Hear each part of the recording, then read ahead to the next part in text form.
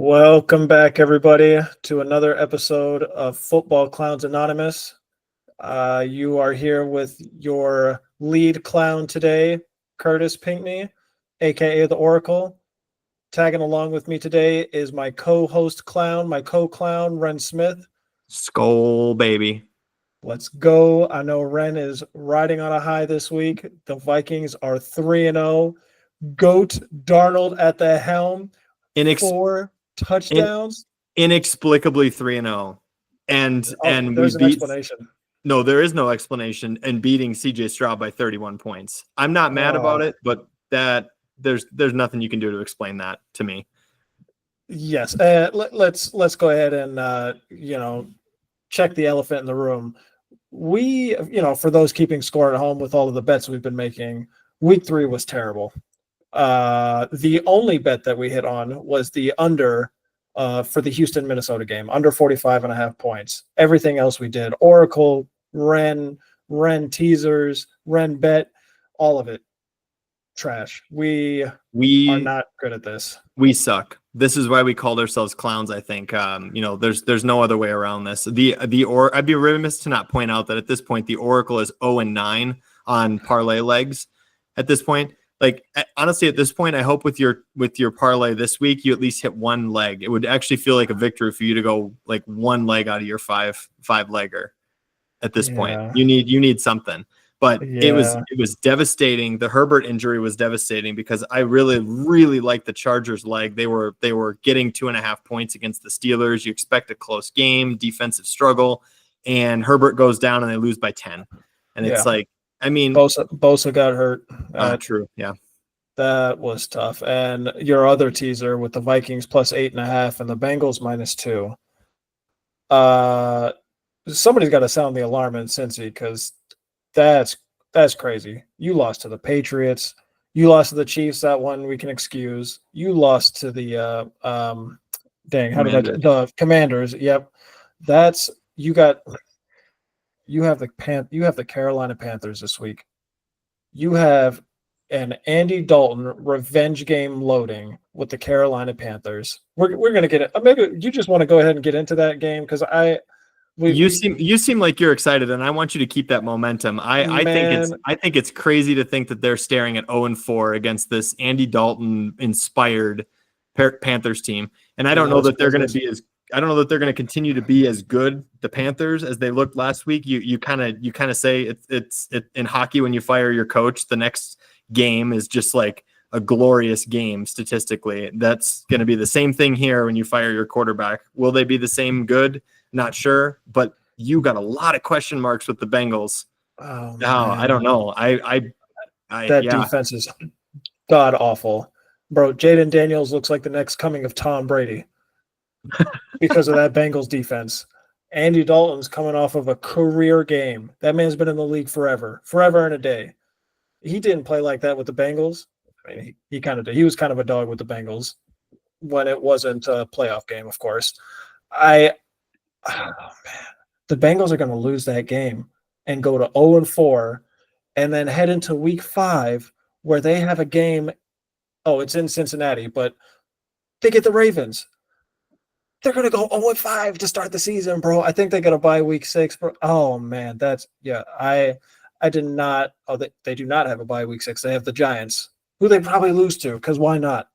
Just not great vibes. Daniel Jones looks really good against bad defenses, and he looks really bad against good defenses. But, I am not optimistic for where the Bengals are heading right now, and especially with all the hype coming back into the season about – obviously last season was torpedoed by Burrow's injury. Now, if you're the Bengals, you're feeling like shit, knowing that at the very best, I feel like you're going to be 1-4 after week 5. I don't think there's any way you can beat that Ravens team the way that you look right now.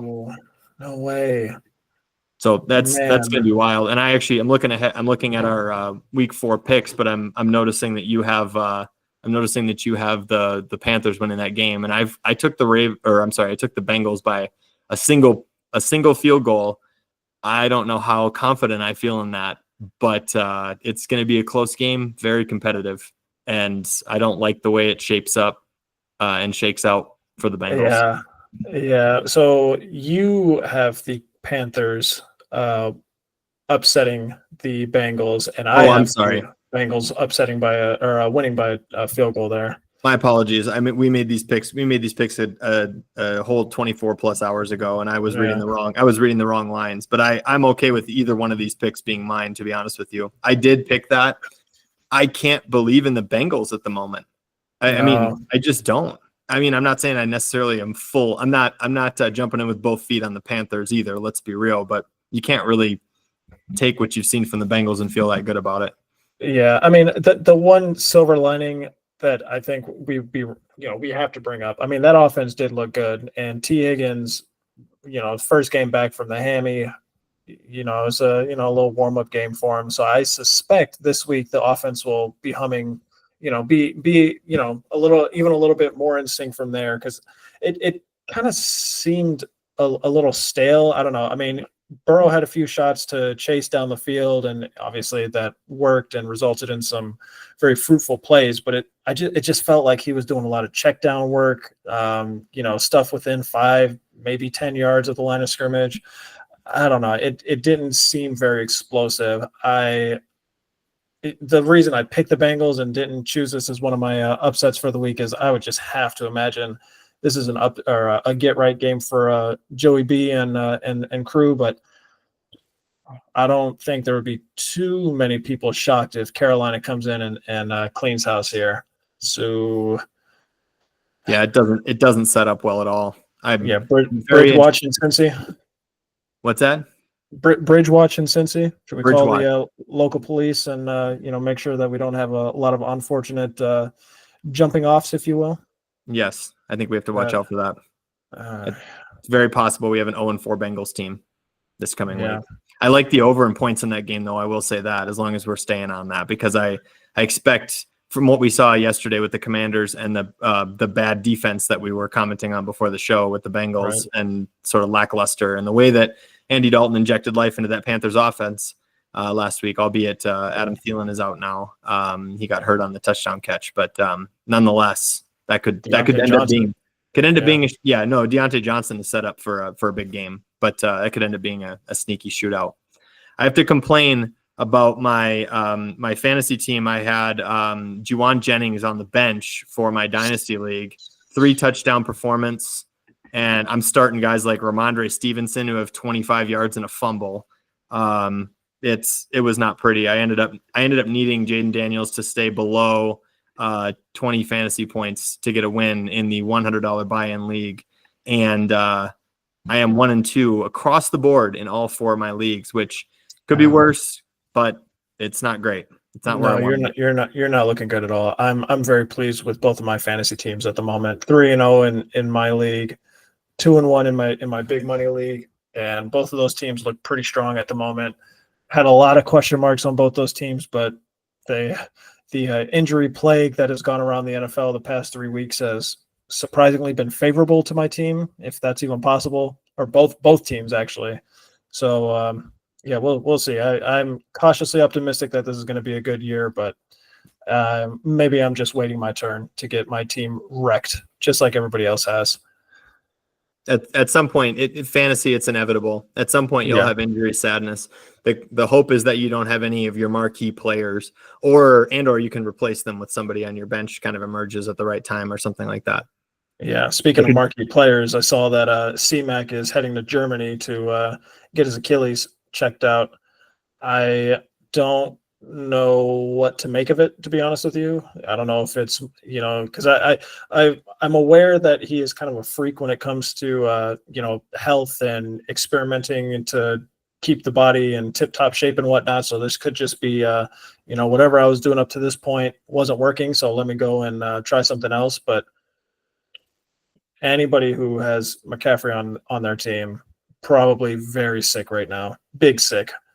In the spirit of that, I'll tell you a quick anecdote about the Guillotine Fantasy League that I'm playing in. So this would be my 5th league. So I'm not 1-2 in that league. I'm still alive after 3 cuts, which is the bare minimum for feeling okay about your life. The person who was cut the first week had CMC on their team, so he went up for waivers. The guy who bid $670 out of 1,000 for the whole season for CMC. Yeah, bid $670. Congratulations. Here's CMC for you. He just got cut in week 3 because you spent all that fab for a guy who's not playing. So now CMC is available again. And I'm thinking to myself, he's got to be worth way less than that now. And I have a decision to make before tomorrow at the waiver cutoff in the afternoon. But I think that's a 10 You foot gotta pole. pass. You That's gotta a 10 pass foot on pole. that. Yeah, 10 foot pole there's no situation. way. There's no way. Because when he gets the Achilles figured out this week, next week, the week after. Okay, cool. What's the rehab looking like? What's the recovery window looking like? There's no way. It's a hard pass for me. No, I probably won't even bid. Speaking of the Niners having to deal with their injured superstar, Niners-Rams, epic game, epic comeback by an absolutely decimated Rams team. Come back from 10 points in the fourth quarter to beat a Niners team that has maybe had, probably still has, but maybe had Super Bowl aspirations. Man, I picked the Rams to win last week just because I picked them to win the division, for our futures bets. But what a game, man! It was absolutely amazing. Yeah. From a betting standpoint, I'll jump in and say that the Rams had moved to plus 7.5 at one point, which was an easy smash for me. Yeah. So I was able to take advantage of that. In these division games, you always expect some chaos, but coming back from 10, I didn't feel that great about it actually in the fourth quarter. The Niners went up and took a 10-point lead early in the fourth quarter, and that was a really honestly heroic comeback for the Rams to come back and do that. It's proof that we like to try to avoid division games as much as possible in our bets, at least, or at least we sound the alarm on them, I should say. That's just one more piece of evidence, I think, to that point. But it was really amazing to see. And I saw a clip of Sean McVay walking in on the press conference, and usually they give the coach they can let the coach open with a little bit before he says, let me have your questions. He walks up to the mic stand. I know no prep whatsoever. He just looks at the audience and just says, "All right, holy shit." A highly appropriate reaction, sir. Oh yeah, that's how you react when you came back. Yes. When you're down 10 and you win in regulation still. Yes. With a couple of these sort of heroic drives with no offense. Stafford's still there, but no, man. It's Matt Stafford, Kyron Williams, and I need you to name me the next person on the offense. I don't think I can. Bro, and to beat a Niners team that historically has had their number just continuously just always whooping that ass. And I know that was a good day for McVay. But one team that I'm just realizing we don't have on the show notes, that just a quick note, Seahawks quietly smashing that division at 3-0 right now. Everybody else in that division 1-2. Geno Smith, bro. Pat on the back. Pat on the back, sir. Well done, and I'm disgusted because I took an under on their win total in the futures bets in the futures competition. I did look at that. Super L. Just a side note, I did make the mistake of looking at that sheet that we did the whiskey bet 6 weeks ago or something like that on these over under win totals. I made the mistake of looking at that sheet. I might send you the whiskey now because the ones that we disagree on look bad for me already. It's not good. Yeah, that's so good. The Seahawks, I took an under at 7.5 or something like that. But no, it's kind of amazing. I think the Cardinals will still give them a run for their money, and the Niners should give them a run for their money. But if they could get healthy, I know, and it's both. Both of those teams need to get healthy, right? So we'll see. It's a long season still, and plenty of time for chaos to happen. But yeah, good for the Seahawks, honestly, to kind of come in with maybe mediocre aspirations, and they're looking the part. Every bit a part of a playoff team right now. Absolutely. And speaking of quarterbacks witnessing or experiencing a resurgence in their career, I know the next name. I know the next name is coming out of your mouth. I'm afraid. You know what? Arnold. I am so excited. I'm not even gonna lie. Didn't even need Justin Jefferson in the second half. Didn't even need that motherfucker, bro. That's the GOAT. That's the GOAT. 4 tutties. You know what's crazy about it too is that we still have TJ Hawkinson to come back too from injury. Like this offense is going to be humming. The Brian Jordan Flores Addison hasn't been playing. No, what? Bro, you have Right. Justin Jefferson and a bunch of kids that you picked up off the street for your offense. Yeah. Aaron Jones is obviously doing dirt right now. He's a dog. He's playing well. Yeah, he's playing well. This is really. I mean, for me as a fan, it's super exciting. As an NFL fan, I'm super surprised. As a Vikings fan, the little 12-year-old boy inside my head is jumping up and down off the couch. As the adult Vikings fan of me says, hope is a dangerous drug. I have seen this song and dance many times before. I have no choice at this point but objectively to believe in our chances to at least make the playoffs. But I mean, I'm liking it. I'm liking it. I agree with that statement. The beating the Niners is one thing when you don't have CMC. The beating CJ Stroud is a statement by 31 points. That Texans team by 31 points. That's a statement. That's big time. And if the Vikings beat the Packers next week or this week, I expect full positive meltdown Ren to come on this pod and open this show. I want the 100% bought in. This is the year Ren to open this show because that intro deserves nothing less than that. When the Vikings beat the Packers at Lambeau Field, when the Vikings beat the Packers, let's fucking go, Ren. That's what I'm trying to talk. That's what I'm talking about. Yeah, but I was making a general statement of past things. We play at Lambeau every year. When the Vikings win games at Lambeau Field, that makes me feel better than just about anything else. Sorry, Mom, but that's how we do it. That right there is that's top tier. It's on my bucket list, by the way. We were talking about bucket lists my wife and I were talking about bucket lists the other day. It is still on my bucket list to go see the Vikings play a game at Lambeau Field.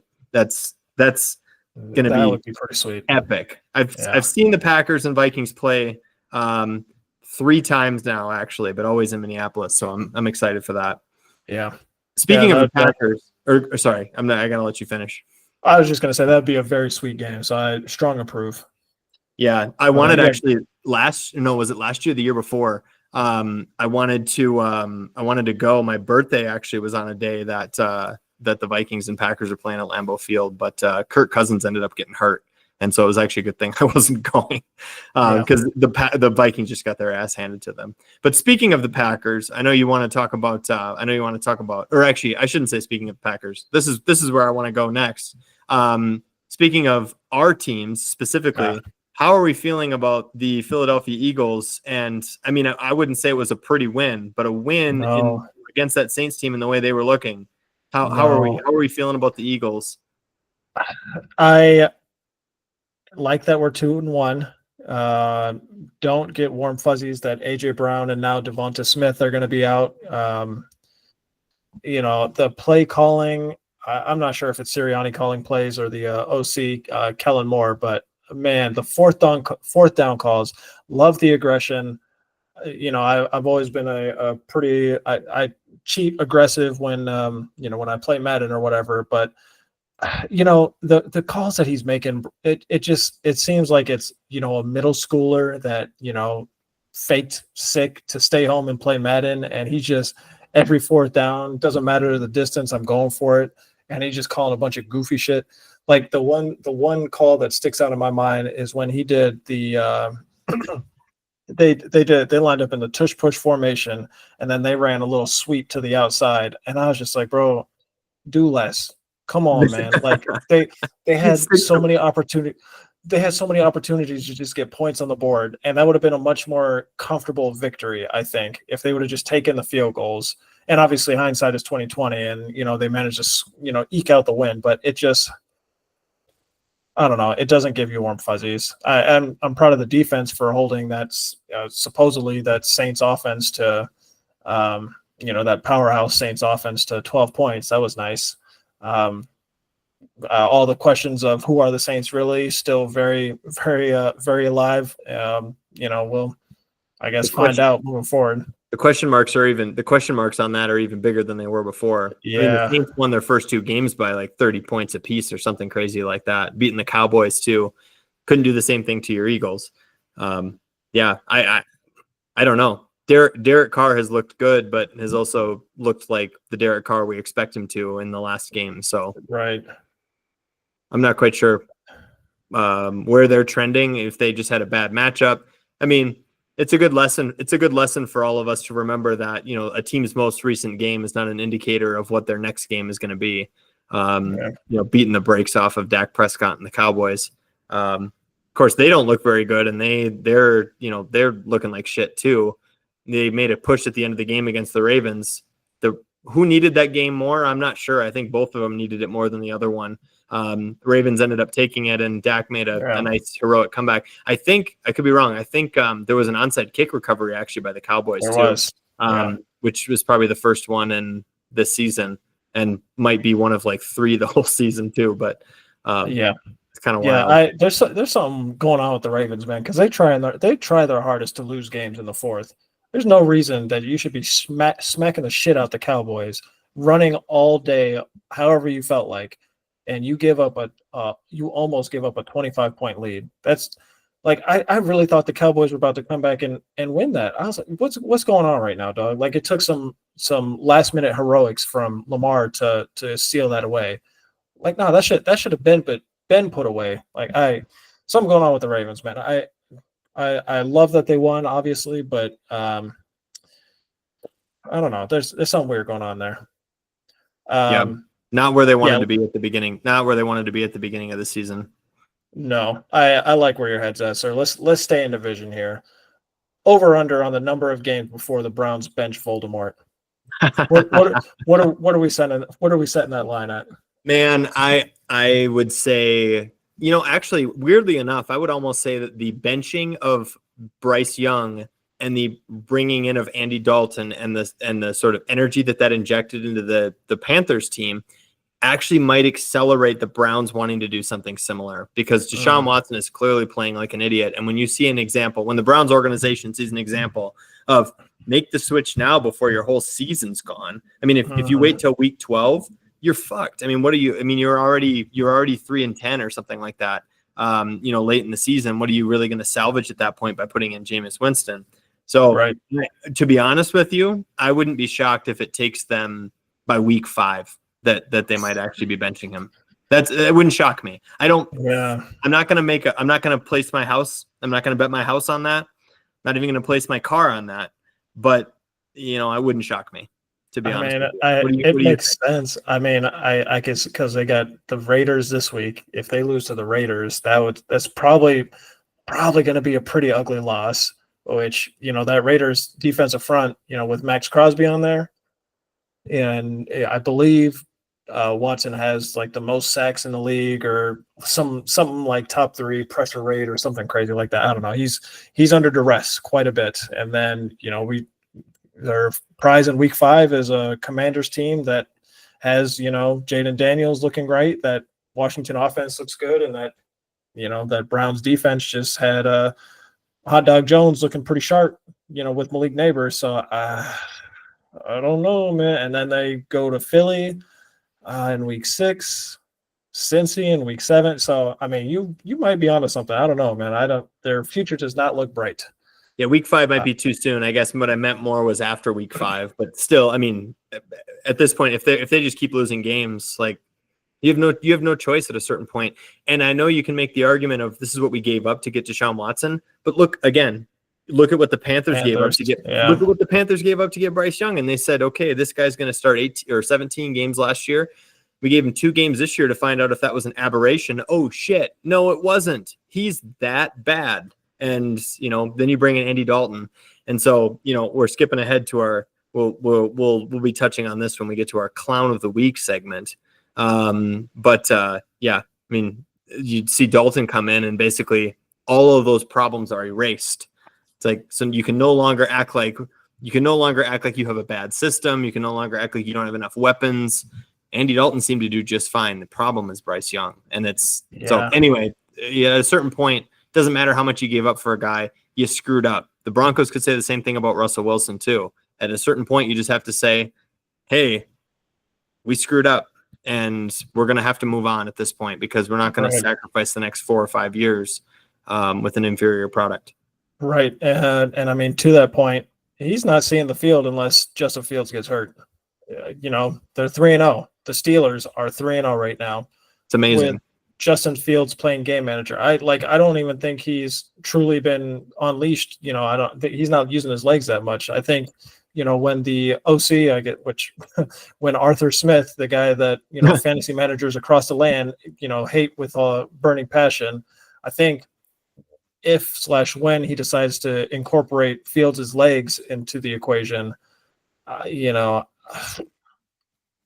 Steelers they're going to upset a lot of people this year, aren't they? Like they're going to be that one random team that makes a deep run into the playoffs for no reason other than having a semi-competent offense and a shutdown defense, and it's going to be infuriating. It's going to be the one team nobody wants to see.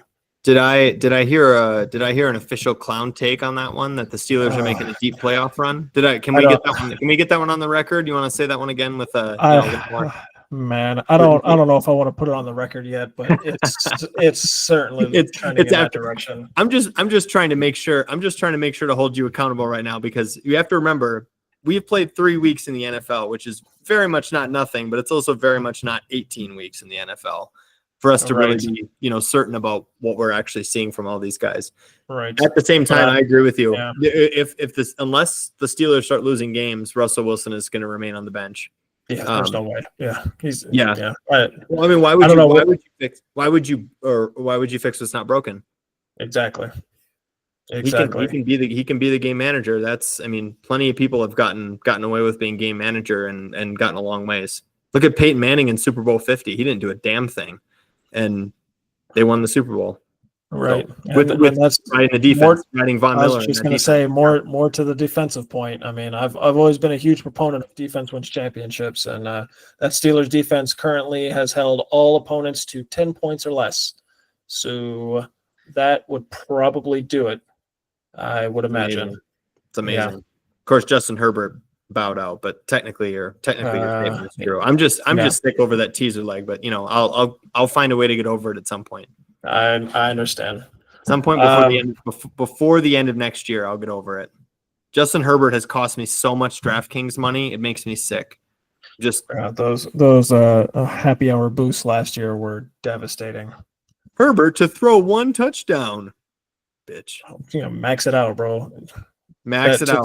To think that lost twice it's disgusting. It's terrible. On the brighter note, the super boost last night, or the happy hour boost of it was Josh Allen, 245 passing and rushing yards, and he had it in like the first half because they hung 5 minutes. Yeah, they hung it, and they hung 47, like you said. Yeah, Jaguars fans probably also on Bridge Watch, I would have to imagine. They look terrible. Number one overall pick Trevor Lawrence has paid no dividends for them. Yeah, greatest thing since Andrew Luck is what I heard. How's that working out for you? Not great, Bob. Not great. Yeah, it's bad. I know you put down on the notes here too that you're excited to talk about A-Rod being back as well. That was the Thursday game that feels like ancient history at this point. And you have to wonder, are the Patriots actually the shit team that we thought they were going to be all year? Do we just have a quick little blip on the radar with a struggling Bengals team, and then you got close against Seattle, good for you kind of thing, but now they've reverted to Jacoby Brissett looks like what he was supposed to, and turn back into the pumpkin. But regardless, but then how do you leverage that against Aaron Rodgers doing his thing last week and really just kind of shutting that game down from the start? Honestly, I don't know. I suspect it is more of a function of A-Rod getting back into his groove. But I honestly I'm not sure, because I mean to be frank, I mean the Jets, they completely shut down the Patriots. Like it wasn't really much of a contest. I know the score was close-ish. I guess. Like it's not going to jump off at the page at you, but the game it didn't really feel like it. Like it was an ass whooping through and through. So, man, I don't know. I think it would be fun if the if the Jets were nice, because I would love to see a little bit of competition for the Bills in the East, just for the NFL fan in me would love to see those games, those Bills Jets games. The way the Bills are looking right now, I don't think it's going to matter. They're the only team that I will not bet against at the moment. They have given me zero reason to think that they will lose to anybody in this league. And I will stand by that until evidence is shown to me to the contrary. I don't think, yeah. They're a buzzsaw. I mean, yeah. last night proved it. I mean, even against the Jaguars, who haven't looked amazing, they completely obliterated them. Bro, 34 at the half is great. Like every pass that Allen threw went for 10 yards. Every time a running back touched the rock, it was a minimum of 5 yards. They did literally whatever they wanted to do. It was crazy. Yeah, just amazing. I fully support this, and I'm excited for the Bills organization. I mean, I'm a closet like very distant in the background Bills fan, because they're the downtrodden, just like my my actual team, the downtrodden who have never won it all. So the Bills Vikings Super Bowl would be the ultimate dream. The Bills Eagles Super Bowl, hot dog water. The one that you want to see, garbage. Yeah, unless the Bills win, and then I would be cheering for that violently. Sure. Well, we'll see. They're doing just enough to give the city hope again. All my family's excited, of course, and I'm just like, man, hope. What a terrible thing. I said it first. Hope is a dangerous thing. You think that I thought we were going to beat the Seahawks back in January of 2016? And then Blair Walsh trotted onto the field for a 27-yard field goal. Hope is a dangerous thing. Yeah. I'm just saying. Back in the day, and this is too early for me to remember, 1998, Gary Anderson never missed a kick didn't miss a kick the whole year against the Falcons to send us to the Super Bowl. Nah, fuck it. I'll just miss. That's fine. And just for the Falcons to get steamrolled by the Broncos, that's rough. Absolutely devastating. Yeah, just terrible. So we try to avoid hope whenever we can. We know that we're going to be crushed. Or the last time we played a playoff game, Daniel Jones, this is true. Daniel Jones came into our building and did whatever the hell he wanted against the 31st ranked secondary. That was a $40 million game right there. That is the reason that Daniel Jones is still an NFL quarterback. I am convinced. And it's why I will continue to bet against him, because I know how bad we were in that game, and it made him look really good. It's completely crazy to me. Speaking of clowns, you want to go ahead and sound off on your clown of the week, since you're deep in your bag reminiscing about the good old days? I am. I have two. I should only have one clown. We should keep this consistent. I just made an asterisk here. I'm going to start with this one. I'm going to start with the Panthers. Even though they won, are somehow still a clown this week. They're somehow still a clown, because it's proof again that what they gave up for Bryce Young was absolutely not worth it. Andy Dalton came in, took command of that offense, looked like a natural, and won a road game in the NFL like it was easy. And that Bryce Young would not have won that game. So they're an honorable. I'll call them maybe an honorable mention until further notice for what they gave up. Clearly, Bryce Young and the Panthers was just not the experiment that they needed. My actual clown of the week, however, is Baker Mayfield and the Tampa Bay Buccaneers, and all of the hype and all of the excitement that was sort of surrounding them, and the sort of bubbling up of steam that they were going to have in that division, with Kirk Cousins kind of looking a little bit like a struggle early on. And they get a favorable matchup against a rookie quarterback. What do? They put up 7 points, and they get completely steamrolled by it was 26-7, I think was the final score, against a rookie quarterback. What are you guys? This game is at home. You didn't even have to fly across the country for this. What are you guys doing? It's absolutely absurd. They had no business losing that game. They were favored by a touchdown. They lost by 3. Unacceptable. And consider yourself clown of the week for me. Completely on board with that. In our elimination pick'em league, there were 4 survivors left. 3 of the 4 picked the Buccaneers, and my lovely wife picked the Bills. Absolutely devastating. Absolutely devastating. The level and amount of disgust I have for Baker Mayfield and the Buccaneers right now, I cannot put into words. I was so excited to watch him just be the savior we needed, and no. So Ty won the pick'em or the elimination. That she did, sir. That she did.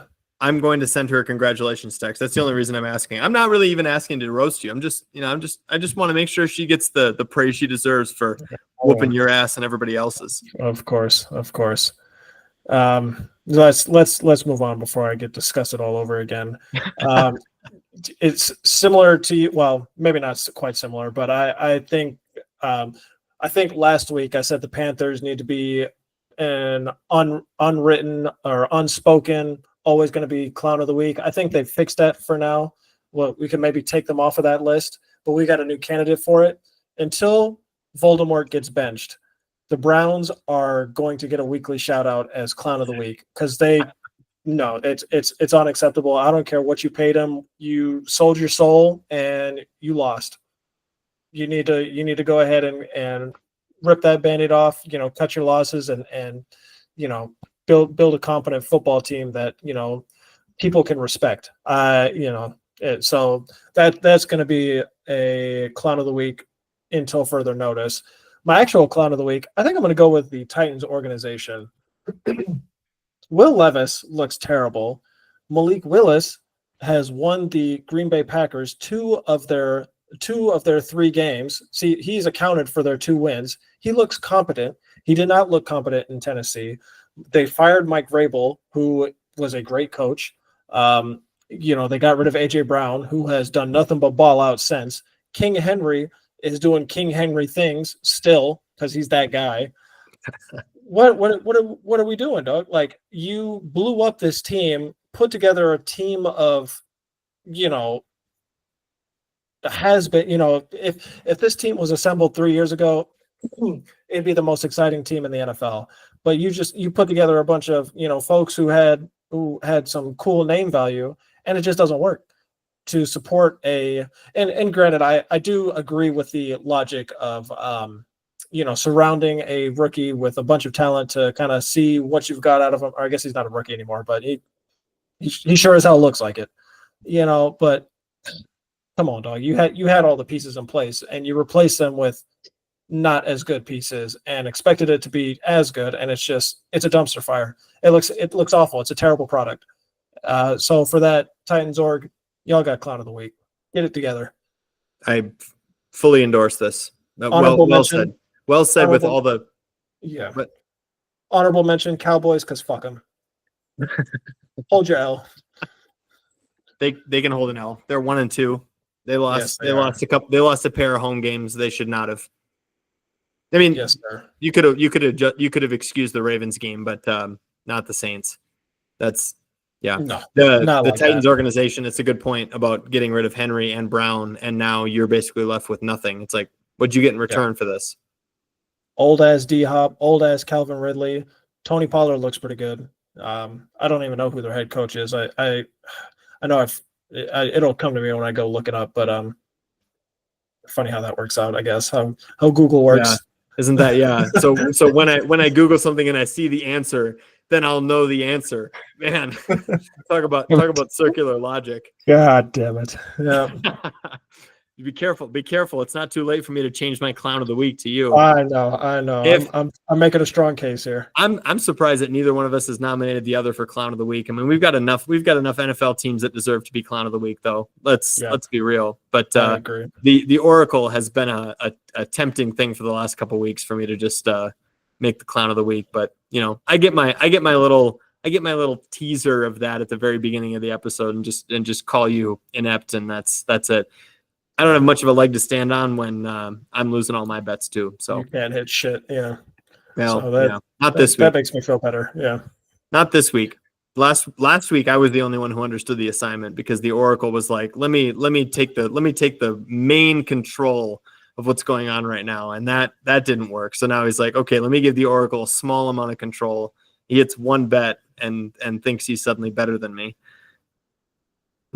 Yeah. The Oracle, he might be a one-hit wonder. I don't know, and it didn't even occur for the pod. It just was a stroke of inspiration that shined down on me. Shined it down on me. Are we debating? We're talking about football here, not the English language. I don't know. I think so. We're really devolving. Yeah. Well, with that, games of the week. Let's get into it. Let's do it. Let's do it. Who do you want to start with? Well, I would like to start with Sam Darnold and my boys against the Green Bay Packers, because I'm very excited about this matchup. I think I don't know that Jordan Love is going to play in this game. At least our affiliate clown Ryan Harp, Packers fan, has declared that he's going to play. I cannot, in any good faith, pick the Vikings to win this game. However, they look good. I have this a 1-point Packers victory. I think that Vegas is right for saying that the Packers are favored by about a field goal. At least last time I looked, they were favored by about a field goal. Everybody would think to themselves, well, what the heck is happening right now? The Vikings are 3-0. Why are we, no, this is a road division game. I don't care how bad you just beat the Texans. We're talking about a trap here in a road division type of game against a good sort of a good Packers organization that has proven they're good even without Jordan Love. You drop Jordan Love back into that, it could potentially not be close, to be honest with you. That being said, I'm very excited for the game. I'm way more hyped for it than I was at the beginning of the season, when I just thought this would have been a curb stomping by the Green Bay Packers. So I've got the Packers winning 24-23. My associate Kurtis, I don't understand what's going on right now with this, but he has the Vikings winning 27-18. Again, Vegas has the Packers favored by a couple points, and the points line's at 44. We're pretty on line with that, so I don't think there's any value to take for the points there. But I'm curious, on the subject of this game, what are we seeing from the Vikings that would suggest they can win a road division game by double digits? So when I specified my points for the Packers, it is when I was still under the impression that Willis was going to be the quarterback. So I'd probably give them an extra touchdown. However, Vikings are still winning this game, and it goes back to what we were just talking about with the Steelers. The Vikings defense has been going apeshit on everybody they've played, and I don't think this game against the Packers is going to be any different. And I am a pretty staunch believer in defense. If I have uncertainty, I'm going to cheat towards the team that I think has the best defense. So it's got to be the Vikings, and I need it to be the Vikings because I want to see you reach full hope, sir. I want to see what full hope looks like, because I know after this, if they win this game and if they win it handily, I will get full hope, Ren. I know it. You are going to get full hope from me. I'm nervous about that possibility because I know I'm not going to be able to contain myself at that point. At that point, when you go and win on the road in the division against your arch nemesis, correct. I'm not going to be able to contain myself at that point. Yes. More than likely, what I think is going to happen is it's going to be a Ren on the couch segment about how we always do this. We always give everybody hope, and then we go into Lambeau Field and we get our ass handed to us by 17 points or something like that. And that seems more likely to me than me having that hope. I hope I'm wrong. Again, I hope I'm getting hope, I guess. We'll have to wait and see.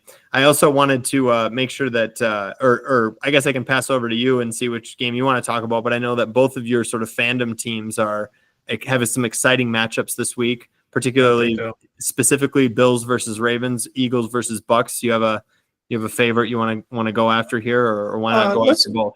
Let's start Eagles Bucks, because Bills Ravens, I think that's got to be the candidate for the game of the week. So we'll save that or the Seahawks Lions, either one of those games. But so let's do Eagles Buccaneers. Vegas has the line at 2.5 in favor of the Eagles, over under of 45.5. We both picked the Eagles to win. Brand at 28-24, myself at 25-23. I don't know, man. I kind of mentioned it earlier. I don't have warm fuzzies about the Eagles at the moment, especially with, two huge injuries in Brown and Smith. But I mean, the Buccaneers also just got, dog walked by the Denver Broncos, a rookie-led, a Bo Nix-led Denver Broncos. So I mean that gives me some hope. To be honest, if I wasn't an Eagles fan, I would probably pick the Buccaneers to upset, but I can't bring myself to do it. I I'm letting the Eagles fan in me bias my decision here. But I mean, Jalen Hurts, he has the ability to influence and impact games in such a way that other quarterbacks can't necessarily do. And that is probably the only hope I can hold on to. I mean, obviously Saquon Barkley, that bro, come on, dog. That guy is a dog. Dog.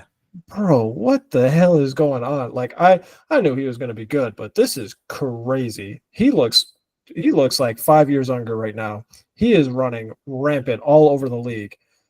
He might just be able to take care of this shit himself, bro. He's like, we don't even need to throw. You just hand me the rock 40, 50 times and it'll be ball game. Like, so, and then shit, Dallas Goedert out here having a career day himself. So I think they can figure it out. I don't think it'll be pretty.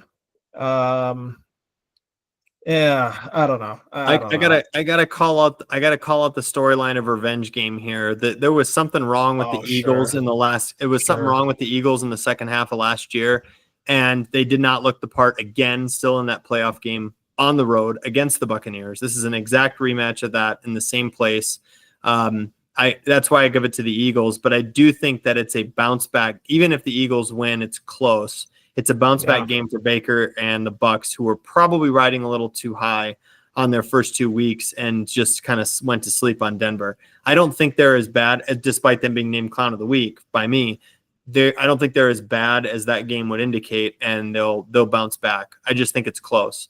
And spoiler alert, I have the Bucks in a teaser leg this week because the line, at least at the time when I placed the bet, was very favorable for that. It was Eagles -2.5 on the road, and keeping a team at home to be within a touchdown feels relatively safe to me, but we'll see. I like the Eagles a lot more in this game than the Bucks, and with that sort of revenge sort of subheader, I think it's a favorable matchup for them. Yeah, I think it'll end up being a good temp check for both teams. So we'll definitely see. Definitely. I want to give you the chance to talk about the Bills and the Ravens too. Bills, Ravens. That's going to be well. How exciting do you now? We made our picks before Monday Night Football. Yeah, the Bills look unbeatable. So tell me, are the Bills unbeatable in this game? Oh, the Bills are definitely winning this game. I mean, I have them winning 31-24. You pick Baltimore 28-27, but I know you see it as a coin flip. But just the way that the Ravens' inability to look strong in the fourth quarter, I don't think is going to work out well against somebody who put up 200 yards and 4 touchdowns and 50 yards on the ground in a half. Like that's not going to work. So, I don't know, man. And if the Ravens offense can't get going, like it has shown, some instances of, maybe being a little slow to get going, or at least, D. Henry, like, I don't know, man. I think if the Bills jump out to an early lead, it's just going to be like, I don't see the Ravens as being a team that is built to play catch up like that. I mean, they've got Zay Flowers. He's been doing okay. They have Rashad Bateman, who catches a couple of balls a game.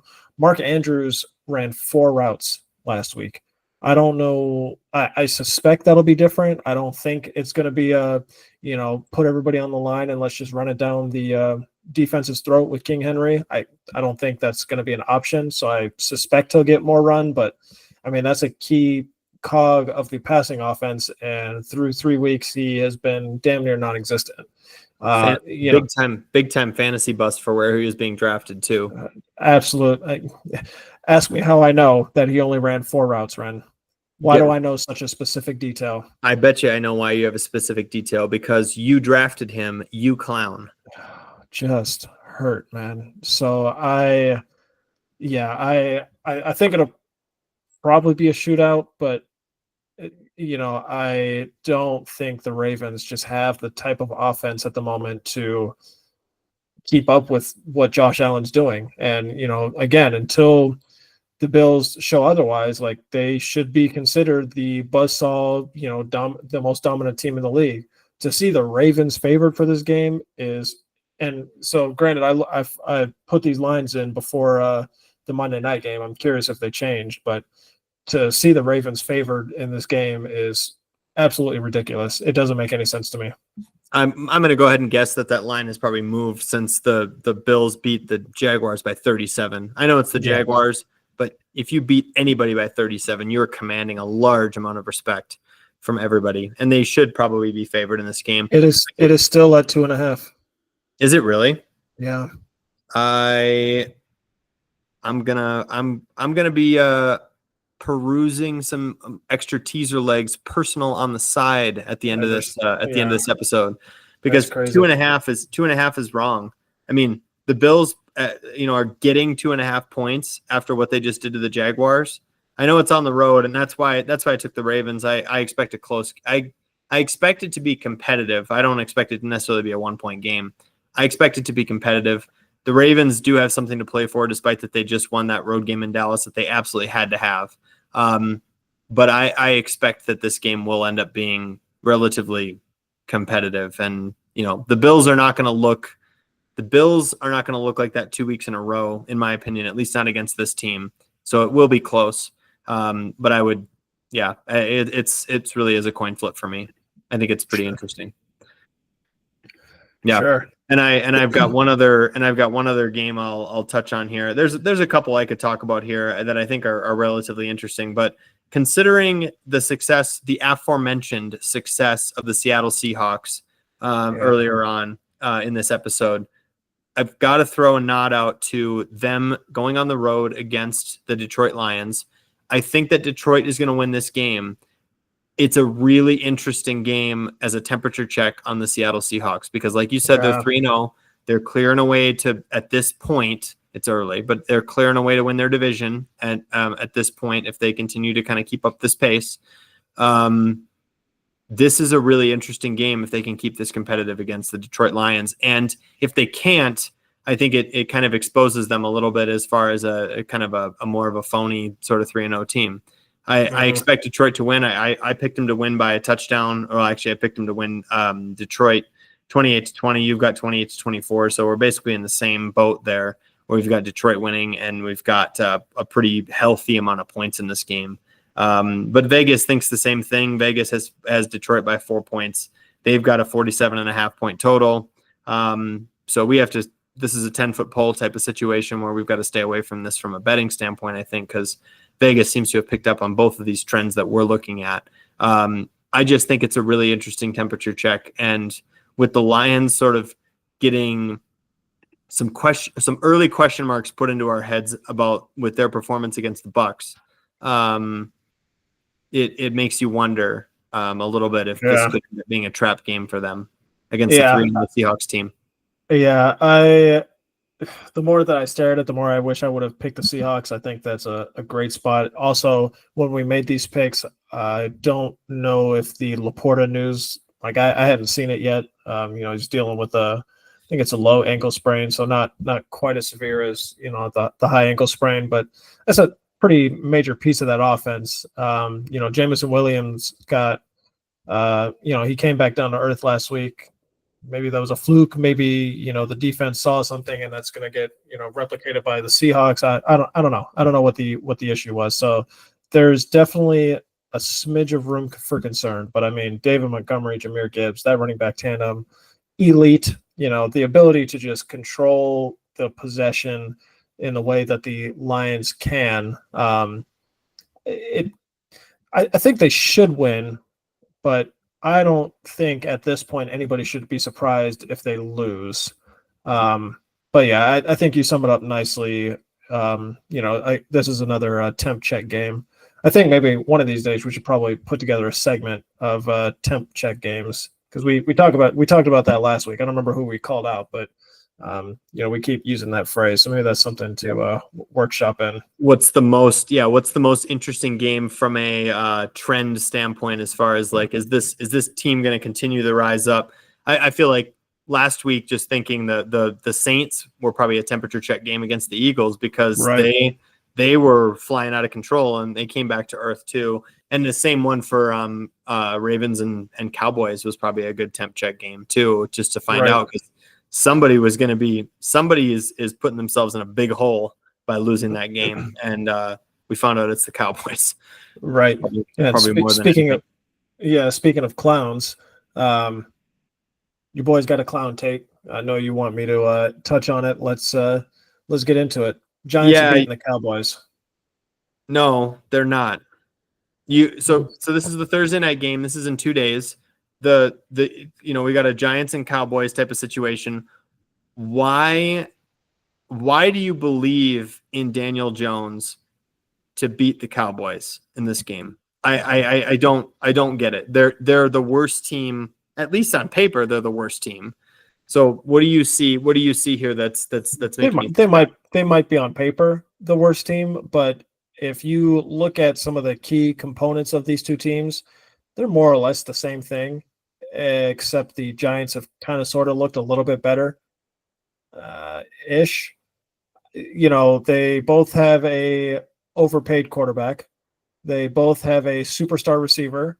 They both have washed up running backs, except one of those teams' running backs is actually doing well. And they both have very shaky defenses, except one defense is looking like it is a lot shakier than the other one outside of Micah Parsons. It would not surprise me Derrick Henry just ran wild all over this Cowboys defense. Malik Neighbors looks literally unstoppable. Dak and CD have connection issues at the moment, and given their flare-ups on the sideline, I'm sure CD's going to get peppered with probably 17 to 23 targets this game, because it's the ultimate squeaky wheel game for him. But what can CD do that Malik can't? He can catch 14 of those passes that you're talking, 14 of those targets for 200 yards and 3 touchdowns. You're not about to disrespect Malik Neighbors like he just didn't go ape shit on the Browns. He did. I'm not disrespecting him. I'm just saying that CD Lamb can still be that guy in this particular game. Well, sure, if Dak gets him the ball, of course. That's a difference. Daniel Jones is the only person he has eyes for is Malik Neighbors. I wish my wife looked at me the way that Daniel Jones looked at Malik Neighbors. Have we upgraded that? So we've changed that. In the past, you said, find me somebody who looks at me the way that Patrick Mahomes looks at Travis Kelce in the red zone. I agree with you, though. I agree with you. I get it. The one thing I don't like, and we come back to it all the time, it's a road division game. Anytime you've got a road division game, I find that to be a bad spot for any team. So I don't love the situation that the Cowboys are in here, but I've got to go with the Giants being quarterbacked and commanded by a Coney Island hot dog that is Daniel Jones. I can't unsee until he can prove to me that he's not that. I can't unsee it. So that's where I'm going. Anyway, your justification's fine. It's I saw that one and I gave it a little side eye. So I had to make sure eyebrow raise. I don't know. I mean, again, on paper on paper we don't pick these games, the game results don't happen on paper. So I get it. Yeah. So, Kurtis, moving into our sort of last segment here. I understand that you decided that because the Oracle's doing so well with his 3-leg parlays, you decided that it would be good to move to a 5-leg parlay. So go ahead and yep, there it is. Yep, there it is. He was waiting for the opportune moment. The Oracle's back, baby. We're doubling down. I've had a little bit of a rough run up to this point, but I figured, the Oracle was born out of a 5-leg parlay. I think it's only right to bring it back. This is how we're going to kickstart our betting this week. The Oracles bet a nice 5-legger. Giants plus 7.5. Atlanta money line. Minnesota, I wanted to make this one a money line, but I was like, no, that's getting too cute. Plus 3.5. Jacksonville, I don't really feel great about this one, but we're going to say plus 7.5 there because of division chaos. And Chiefs money line because the Chargers are a mess right now. Basically, the theme of the Oracles bets this week is we're going to embrace divisional chaos. We are allowing chaos to enter our betting this week, and for that, we will be rewarded with a handsome sum. I love that. Well said by the Oracle. And I didn't realize actually that all of these were division games. You've got the because you were Giants. talking crazy in the group, or not in the group chat, when we were texting, talking shit to me about picking division games, and I was like, you know what, the Oracle might have something to say about that, Ren. Hey, man, what was it that what was it that the division game the last week or something like that? No, it was you were complaining at me that I took the Vikings up to 8.5 this week, and because of divisional games, when you were the one that took it was Niners minus 1.5 against the Rams, which looked really good till the very end. Yeah. So I got to hand it to you. That looked really good all the way till the buzzer. All the way until it didn't. All the way until it didn't. But I like the divisional chaos here in the fact that you've got several plus lines here because you're expecting these games to be close, and I think that's something that we can leverage. So honestly, for your sake, I really just hope you hit at least one leg this week.